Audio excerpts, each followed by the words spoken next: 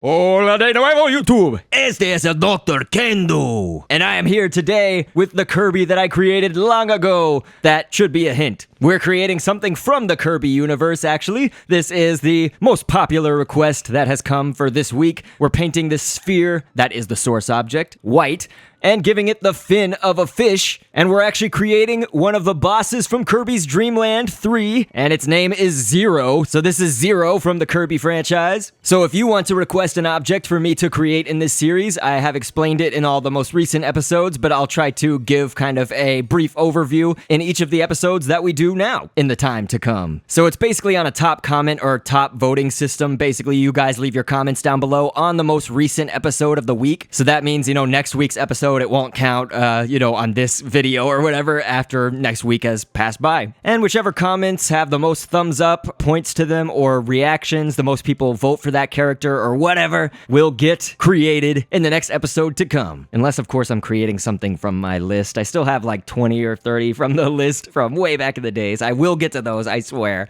I actually have some of them in the queue, ready to go. But yes, another thing about my commentaries is that I read off fun facts and background information just in case you don't know something about the characters or you want to learn more, maybe. Hopefully you can. I don't know how in-depth some of these background things go, but people like the fun facts. So Zero is the final boss and the main antagonist of Kirby's Dream Land 3. On the Kirby wiki page, they say Zero's association with dark matter and its capability to produce smaller dark matter lookalikes from its body suggests that it is a source, if not the source, of dark matter. And at the very least, it could be an intelligence which drives the events involving dark matter. Now, we are going to create these dark matter characters from Dreamland 3 after this, but my research for Zero has led to some interesting points to bring up, namely that there's not really much of a, if any, backstory to it, and the only thing that it's ever seen to actually be doing is fighting Kirby at the end of the game. If Zero is indeed some leader of dark matter, I suppose it could make sense that it's an enemy of Kirby's, although there are theories out there that Zero is influenced by the dark matter. My speculation at that point would be that if Zero is under some kind of mind control or influential pull at all from the dark matter, I would think it would rather be a pawn instead of being the leader over the dark matter. Completely separate thought now. Why did they have to make Kirby a pink round ball shape and have him using something called the love stick? I mean, at least they added a second love to it to avoid it just being called the love stick. And don't act like you haven't thought about this either. I've never even played any of the Kirby games and I already made this connection. So those of you who have played it know exactly what I'm talking about. But yes, we are creating some scripting here. It's just mostly the general kinds of scripting and things like that. But basically, I want to have it so that Zero will shoot out dark matter. Now, that's just more to reference the Kirby thing. It's not actually going to shoot the projectile of a dark matter character that we're going to create. There is a dark matter in Scribblenauts, and it looks like a crazy little space atom dark matter thing,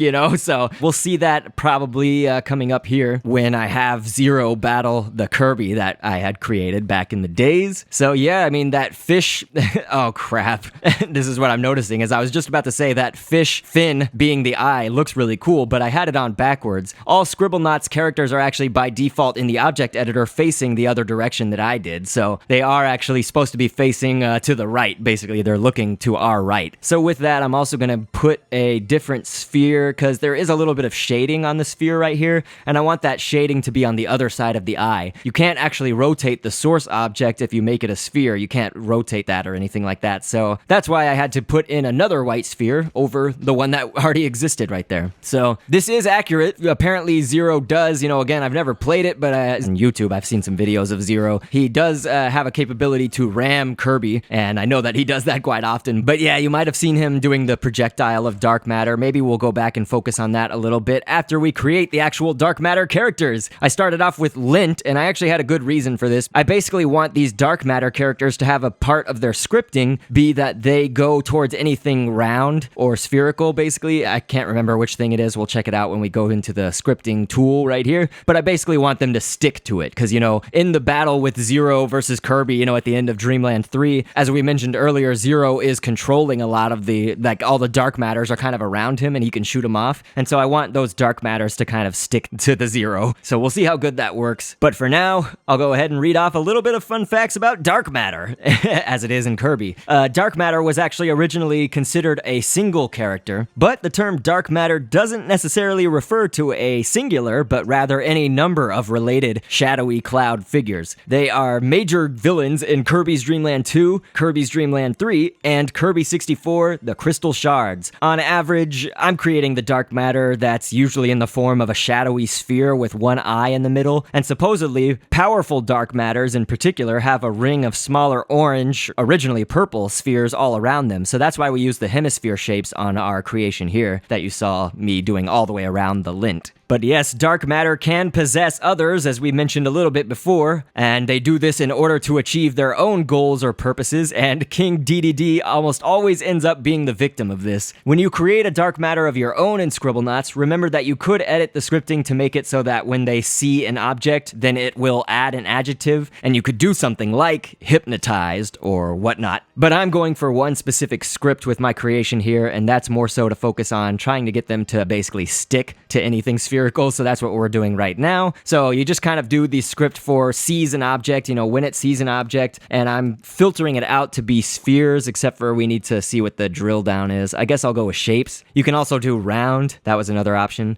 but then we want it to stick to that object that it sees. So it's supposed to only happen to the round objects. Hopefully that works out correctly, and we'll just finish up the last parts of the scripting. I want them to attack good things. These dark matters are evil.